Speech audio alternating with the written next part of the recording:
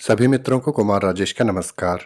साथियों, आज हम बात करेंगे भारत के महान संत श्री रामकृष्ण परमहंस जी के बारे में। श्री रामकृष्ण परमहंस जी भारत के महान संत थे। महान संतों का नाम लिया जाए और रामकृष्ण परमहंस का नाम ना आए, ऐसा तो हो ही नहीं सकता। रामकृष्ण परमहंस भारत के एक महान संत और विचारक थे। उन्होंने सभी धर्मों की एकता पर जोर दिया। उन्हें बचपन से ही विश्वास था कि ईश्वर के दर्शन हो सकते हैं। साथियों, भगवान के प्रत्यक्ष दर्शन करने वाले विरले लोगों में रामकृष्ण परमहंस जी का नाम भी आता है। ईश्वर की प्राप्ति के लिए उन्होंने कठोर साधना और भक्ति का जीवन बिताया। श्री रामकृष्ण जी मानवता के पुजारी थे। साधना के फलस्वरूप वह इस निष्कर्ष पर पहुंचे थे कि संसार के सभी धर्म सच्चे हैं और उनमें कोई भिन्नता नहीं है। सभी धर्म ईश्वर तक पहुंचने के अलग अलग रास्ते हैं। मानवीय मूल्यों के पोषक संत रामकृष्ण परमहंस जी का जन्म 18 फरवरी 1836 को बंगाल प्रांत स्थित कामारपुकुर ग्राम में हुआ था। इनके बचपन का नाम गदाधर था। पिताजी का नाम खुदीराम और माताजी का नाम चंद्रा देवी था। इन्हें वीतराग के नाम से भी पुकारा जाता था। खुदीराम चट्टोपाध्याय जी का यह बालक अत्यंत अलौकिक गुणों से संपन्न था। उनके भक्तों के अनुसार श्री रामकृष्ण परमहंस जी के माता पिता को उनके जन्म से पहले ही अलौकिक घटनाओं और दृश्यों का अनुभव हुआ था। गया में उनके पिता खुदीराम ने एक स्वप्न देखा था, जिसमें उन्होंने देखा था कि भगवान गदाधर अर्थात भगवान विष्णु ने उन्हें कहा कि वे उनके यहाँ पर पुत्र के रूप में जन्म लेंगे। इसी प्रकार उनकी माता चंद्रमणि देवी को भी ऐसा ही अनुभव हुआ था। उन्होंने शिव मंदिर में अपने गर्भ में रोशनी प्रवेश करते हुए देखी थी। इनकी बाल सुलभ सरलता और मंत्रमुग्ध मुस्कान से हर कोई सम्मोहित हो जाता था। ये एक परम आध्यात्मिक संत थे। 7 वर्ष की अल्पायु में ही गदाधर के सिर से पिता का साया उठ गया। ऐसी विपरीत परिस्थिति में पूरे परिवार का भरण पोषण कठिन होता चला गया। आर्थिक कठिनाइयां आ गईं। बालक गदाधर का साहस कम नहीं हुआ। इनके बड़े भाई राम कुमार चट्टोपाध्याय कलकत्ता यानी कि कोलकाता में एक पाठशाला के संचालक थे। वे गदाधर को अपने साथ कोलकाता ले गए। रामकृष्ण का अंतर्मन अत्यंत निश्चल, सहज और विनयशील था। संकीर्णताओं से वह बहुत दूर थे। हमेशा अपने कार्यों में ही मगन रहते थे। बहुत कोशिशें करने के बाद भी श्री रामकृष्ण परमहंस जी का मन पढ़ाई लिखाई में नहीं लगा। 1855 में रामकृष्ण परमहंस के बड़े भाई राम कुमार चट्टोपाध्याय को दक्षिणेश्वर काली मंदिर, जो रानी रासमणि द्वारा बनवाया गया था, वहां के मुख्य पुजारी के रूप में नियुक्त किया गया। मंदिर के कार्यों में श्री रामकृष्ण और उनका भांजा हृदय राम कुमार चट्टोपाध्याय की सहायता करते थे। रामकृष्ण को देवी प्रतिमा को सजाने का दायित्व दिया गया था। 1856 में राम कुमार चट्टोपाध्याय की मृत्यु के पश्चात श्री रामकृष्ण को काली मंदिर में पुरोहित के तौर पर नियुक्त किया गया। अपने बड़े भाई की मृत्यु के बाद श्री रामकृष्ण ज्यादा ध्यानमग्न रहने लगे। वे काली माता की मूर्ति को अपनी माता और ब्रह्मांड की माता के रूप में देखने लगे। कहा जाता है कि श्री रामकृष्ण परमहंस अपने हाथों से माता काली को भोजन कराते थे। जब वह माता काली के लिए भोजन लेकर आते थे तो माता प्रकट होती थीं और श्री रामकृष्ण अपने हाथों से माता को भोग लगाते थे। रामकृष्ण जी ने माता के दर्शन की घटना का वर्णन करते हुए स्वयं कहा था, जब मैंने मां को देखा, घर द्वार मंदिर और सब कुछ अदृश्य हो गया, जैसे कहीं कुछ भी नहीं था, और मैंने एक अनंत तीर विहीन आलोक का सागर देखा। यह चेतना का सागर था। जिस दिशा में भी मैंने दूर दूर तक जहां भी देखा, बस उज्जवल लहरें दिखाई दे रही थीं, जो एक के बाद एक मेरी तरफ आ रही थीं। और फिर उन्हें माता के प्रत्यक्ष साकार दर्शन हुए। धीरे धीरे अफवाहें फैलने लगीं। लोग कहने लगे कि दक्षिणेश्वर में आध्यात्मिक साधना के कारण श्री रामकृष्ण का मानसिक संतुलन खराब हो गया है। जब यह समाचार उनकी माता तक पहुंचा तो रामकृष्ण की माता और उनके बड़े भाई रामेश्वर ने फैसला किया कि हमें श्री रामकृष्ण परमहंस जी का विवाह करवा देना चाहिए। उनको लगता था कि शादी होने पर गदाधर का मानसिक संतुलन ठीक हो जाएगा। उन्हें विश्वास था कि विवाह के पश्चात जिम्मेदारियों के कारण उनका ध्यान आध्यात्मिक साधना से हट जाएगा। जब उन्होंने रामकृष्ण जी से विवाह की चर्चा की तो रामकृष्ण परमहंस जी ने स्वयं ही उनसे कहा कि अगर वे उनका विवाह करवाना ही चाहते हैं तो उनको रामचंद्र मुखर्जी के घर जाना चाहिए, जो कि जयराम बाटी में रहते हैं। जयराम बाटी कामारपुकुर से 3 मील दूर उत्तर पूर्व की दिशा में है। घर वाले उनकी बात सुनकर चकित रह गए। रामकृष्ण परमहंस ने कहा, जिस कन्या से उनका विवाह होना है वह कन्या रामचंद्र मुखर्जी की ही कन्या है और उस कन्या का नाम शारदा मणि है। खैर 1859 में 5 वर्ष की शारदा मणि मुखोपाध्याय और 23 वर्ष के रामकृष्ण का विवाह संपन्न हुआ। विवाह के बाद शारदा देवी जयराम बाटी में ही रहती थीं और 18 वर्ष की आयु होने तक वह वहीं रहीं। 18 वर्ष की आयु पूर्ण होने के बाद वह श्री रामकृष्ण परमहंस जी के पास दक्षिणेश्वर में रहने लगीं। उस समय रामकृष्ण परमहंस सन्यासी का जीवन जीते थे। कालांतर में उनके बड़े भाई भी चल बसे। इस घटना से रामकृष्ण परमहंस बहुत व्यथित हुए। संसार की अनित्यता को देखकर उनके मन में वैराग्य का उदय हुआ। अंदर से मन न करते हुए भी श्री रामकृष्ण मंदिर की पूजा एवं अर्चना करने लगे। दक्षिणेश्वर स्थित पंचवटी में वे ध्यान मग्न रहने लगे। ईश्वर दर्शन के लिए वे व्याकुल हो गए और लोग उन्हें पागल समझने लगे। चंद्रमणि देवी ने अपने बेटे की उन्माद की अवस्था से चिंतित होकर गदाधर का विवाह शारदा देवी से करवा दिया था, लेकिन इसके बाद भी रामकृष्ण परमहंस का मन आध्यात्म से नहीं हटा और वह अध्यात्म में गहरे डूबते चले गए। इसके बाद भैरवी ब्राह्मणी का दक्षिणेश्वर में आगमन हुआ। एक दिन संध्या को सहसा एक वृद्धा सन्यासिनी स्वयं दक्षिणेश्वर पधारी। ये थी भैरवी। परमहंस रामकृष्ण को पुत्र की भांति उनका स्नेह प्राप्त हुआ और उन्होंने परमहंस जी से अनेक तांत्रिक साधनाएं करवाईं। भैरवी ब्राह्मणी ने उन्हें तंत्र की शिक्षा दी। मधुर भाव में अवस्थान करते हुए श्री रामकृष्ण परमहंस जी ने भगवान श्री कृष्ण के दर्शन किए। इसके अतिरिक्त तोतापुरी नामक एक वेदांती महात्मा का भी परमहंस जी पर बहुत अधिक प्रभाव पड़ा। उनसे परमहंस जी ने अद्वैत ज्ञान का सूत्र प्राप्त करके उसे अपनी साधना से अपरोक्ष किया। परमहंस जी का जीवन विभिन्न साधनाओं तथा सिद्धियों के चमत्कारों से पूर्ण है, किंतु चमत्कार महापुरुष की महत्ता नहीं बढ़ाते। परमहंस जी की महत्ता उनके त्याग, वैराग्य, पराभक्ति और उस अमृतोपदेश में है जिससे सहस्त्र प्राणी कृतार्थ हुए, जिसके प्रभाव से ब्रह्म समाज के अध्यक्ष केशव चंद्र सेन जैसे विद्वान भी प्रभावित थे। श्री रामकृष्ण परमहंस जी के प्रभाव एवं आध्यात्मिक शक्ति ने नरेंद्र जैसे नास्तिक तर्कशील युवक को परम आस्तिक, भारत के गौरव का प्रसारक स्वामी विवेकानंद बना दिया। स्वामी रामकृष्ण परमहंस जी का अधिकांश जीवन प्रायः समाधि की स्थिति में ही व्यतीत हुआ।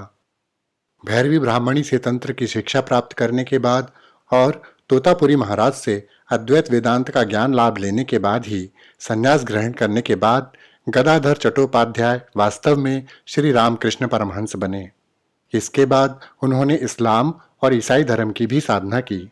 परमहंस जी असाधारण दृढ़ता और उत्साह से सभी प्रमुख धर्मों एवं संप्रदायों का अनुशीलन करके अंत में आध्यात्मिक चेतना की उस अवस्था में पहुंच गए जहां से वह संसार में फैले हुए धार्मिक विश्वासों के सभी स्वरूपों को प्रेम एवं सहानुभूति की दृष्टि से देख सकते थे। उनकी पत्नी शारदा मणि जब दक्षिणेश्वर आईं तब गदाधर वीतराग परमहंस हो चुके थे। जब कोई शारदा देवी से पूछता कि आपको ऐसा नहीं लगता कि स्वामी जी तो हमेशा ध्यानमग्न रहते हैं और आप उपेक्षित सी हैं, तब शारदा देवी मुस्कुराते हुए कहती थी, ठाकुर के दर्शन एक बार पा जाती हूँ, यही क्या मेरा कम सौभाग्य है। परमहंस जी अपनी पत्नी के विषय में कहा करते थे, जो माँ जगत का पालन करती है, जो मंदिर में पीठ पर प्रतिष्ठित है, वही तो ये है। समय जैसे जैसे व्यतीत होता गया, उनके कठोर आध्यात्मिक अभ्यासों और सिद्धियों के समाचार तेजी से फैलने लगे और दक्षिणेश्वर का मंदिर उद्यान शीघ्र ही भक्तों एवं भ्रमणशील सन्यासियों का प्रिय आश्रय स्थान हो गया। कुछ बड़े बड़े विद्वान एवं प्रसिद्ध वैष्णव और तांत्रिक साधक जैसे पंडित नारायण शास्त्री, पंडित पद्मलोचन तारकालकार, वैष्णव चरण और गौरीकांत तारक भूषण आदि उनसे आध्यात्मिक प्रेरणा प्राप्त करते रहे। वह शीघ्र ही तत्कालीन सुविख्यात विचारकों के घनिष्ठ संपर्क में आए, जो बंगाल में विचारों का नेतृत्व कर रहे थे। इनमें केशव चंद्र सेन, विजय कृष्ण गोस्वामी, ईश्वर चंद्र विद्यासागर के नाम लिए जा सकते हैं। इसके अतिरिक्त साधारण भक्तों का एक दूसरा वर्ग था, जिसके सबसे महत्वपूर्ण व्यक्ति रामचंद्र दत्त, गिरीश चंद्र घोष, बलराम बोस, महेंद्र नाथ गुप्त और दुर्गाचरण नाग थे। रामकृष्ण परमहंस जीवन के अंतिम दिनों में समाधि की स्थिति में रहने लगे थे, अतः तन से शिथिल होने लगे थे। शिष्यों द्वारा स्वास्थ्य पर ध्यान देने की प्रार्थना पर अज्ञानता जानकर हंस देते थे। इनके शिष्य इन्हें ठाकुर नाम से पुकारते थे। रामकृष्ण परमहंस के सबसे परम प्रिय शिष्य थे विवेकानंद स्वामी। विवेकानंद जी कुछ समय हिमालय के किसी एकांत स्थान पर तपस्या करना चाहते थे।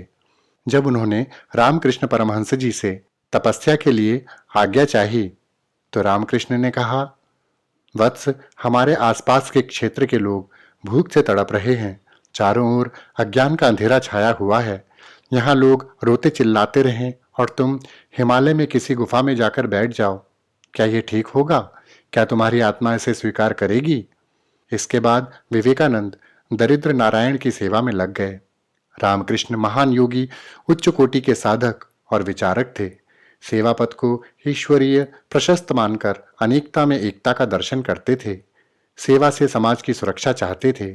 रामकृष्ण परमहंस जी के गले में सूजन आ गई थी। डॉक्टरों ने इसे कैंसर बताया और समाधि लेने और वार्तालाप करने से मना किया। तब रामकृष्ण मुस्कुराए। विवेकानंद जी ने रामकृष्ण जी से कहा कि आप माता काली से क्यों नहीं कहते कि वह आपका कैंसर ठीक कर दें। तब रामकृष्ण जी मुस्कुराए और बोले, इस तन पर तो माँ का ही अधिकार है। माँ जो मेरे लिए अच्छा सोच रही होगी वही करेगी ना। चिकित्सा के बावजूद भी उनका स्वास्थ्य बिगड़ता ही चला गया। सन 1886 में श्रावणी पूर्णिमा के अगले दिन प्रतिपदा को प्रातःकाल रामकृष्ण परमहंस जी ने अपनी देह का त्याग कर दिया। 16 अगस्त का सवेरा होने के कुछ ही वक्त पहले आनंद घन विग्रह श्री रामकृष्ण इस नश्वर देह को त्याग कर महासमाधि द्वारा स्वस्वरूप में लीन हो गए। रामकृष्ण जी छोटी कहानियों के माध्यम से लोगों को शिक्षा देते थे। कलकत्ता के बुद्धिजीवियों पर उनके विचारों ने जबरदस्त प्रभाव छोड़ा था। हालांकि उनकी शिक्षाएं आधुनिकता और राष्ट्र की आज़ादी के बारे में नहीं थी। उनके आध्यात्मिक आंदोलन ने परोक्ष रूप से देश में राष्ट्रवाद की भावना को बढ़ाने का काम किया, क्योंकि उनकी शिक्षा जातिवाद एवं धार्मिक पक्षपात को नकारती है। रामकृष्ण के अनुसार मनुष्यता ही जीवन का सबसे बड़ा लक्ष्य है। रामकृष्ण कहा करते थे, कामिनी कंचन ईश्वर प्राप्ति के सबसे बड़े बाधक हैं। श्री रामकृष्ण जी कहा करते थे, यदि आत्मज्ञान प्राप्त करने की इच्छा रखते हो तो पहले अहम भाव को दूर करो, क्योंकि जब तक अहंकार दूर नहीं होगा अज्ञान का पर्दा कभी नहीं हटेगा। तपस्या, सत्संग, स्वाध्याय आदि साधनों से अहंकार दूर करके आत्मज्ञान प्राप्त करो, ब्रह्म को पहचानो। रामकृष्ण संसार को माया के रूप में देखते थे। उनके अनुसार अविद्या माया सृजन की काली शक्तियों को दर्शाती है, जैसे काम, लोभ, लालच, क्रूरता, स्वार्थ कर्म आदि। यह मानव को चेतना के निचले स्तर पर रखती है। यह शक्तियां मनुष्य को जन्म और मृत्यु के चक्र में बंधने के लिए जिम्मेदार हैं। दूसरी तरफ विद्या माया सृजन की अच्छी शक्तियों के लिए जिम्मेदार है, जैसे निस्वार्थ कर्म, आध्यात्मिक गुण, ऊंचे आदर्श, दया, पवित्रता, प्रेम और भक्ति। यही विद्या माया मनुष्य को चेतना के ऊंचे स्तर पर ले जाती है। जिस प्रकार पुष्प की सुगंध से आकृष्ट होकर भ्रमण समूह उस पुष्प को आच्छादित कर लेता है, उसी प्रकार परमहंस स्वामी रामकृष्ण जी के आत्मज्ञान रूपी अबाधित प्रकाश से आकृष्ट भक्त रूपी पतंगे स्वामी जी को सदैव घेरे रहते थे। वे सदैव सबको धर्मोपदेश रूपी वचनामृत से तृप्त करते रहते थे और स्वयं तो वह हमेशा ही ब्रह्मलीन रहते थे। एक बार एक व्यक्ति रामकृष्ण परमहंस जी के पास आया। उसने रामकृष्ण परमहंस जी से कहा कि स्वामी, मेरे पास भगवान श्री कृष्ण की एक मूर्ति है। यह मूर्ति खंडित हो गई है और यह मूर्ति मेरे बच्चे को बहुत प्रिय है, लेकिन खंडित मूर्ति घर में रखना अच्छा नहीं माना जाता, तो क्या मैं इसे गंगा में प्रवाहित कर दूं? श्री रामकृष्ण परमहंस जी ने कहा, क्या इस मूर्ति से तुम्हारा बच्चा विशेष लगाव रखता है? उस व्यक्ति ने कहा, हाँ। स्वामी रामकृष्ण जी ने उस व्यक्ति से कहा, मैं तुमसे एक बात पूछना चाहता हूँ, सच सच बताओगे? उस व्यक्ति ने कहा, पूछिए ठाकुर जी। स्वामी जी ने पूछा, अगर किसी कारणवश तुम्हारे पुत्र का अंग भंग हो जाए, उसका हाथ या पैर टूट जाए, तो क्या तुम उसे घर में ना रखकर गंगा में बहा दोगे? यह बात सुनकर वह व्यक्ति सन्न रह गया। स्वामी जी ने कहा, उसी प्रकार यह मूर्ति तुम्हारे बच्चे को अत्यंत प्रिय है, इसलिए इसमें स्वयं प्रेम के कारण भगवान विराजते हैं। इसलिए इस मूर्ति को प्रवाहित करने में कोई अकलमंदी नहीं है। अगर तुम्हारा बच्चा इसी मूर्ति से सच्चा प्रेम करता है तो इस मूर्ति को तुम्हें प्रवाहित नहीं करना चाहिए। जाकर इस मूर्ति को जोड़कर अपने पुत्र को सौंप दो। ऐसे थे हमारे स्वामी रामकृष्ण परमहंस जी। एक बार स्वामी रामकृष्ण परमहंस जी अपनी पत्नी के पैरों पर गिर पड़े। उनकी पत्नी ने कहा, यह आप क्या कर रहे हैं? तब रामकृष्ण जी ने कहा, तुम्हारा पति गदाधर तो मर चुका है, यह तो रामकृष्ण है जो संसार की प्रत्येक स्त्री को मां समझता है। शारदा देवी भी स्वामी के मन का भाव समझ गई थी। वे बोली, मेरी भी यही इच्छा है कि मैं अपने आप को आपके अनुरूप बनाने का प्रयत्न करूं।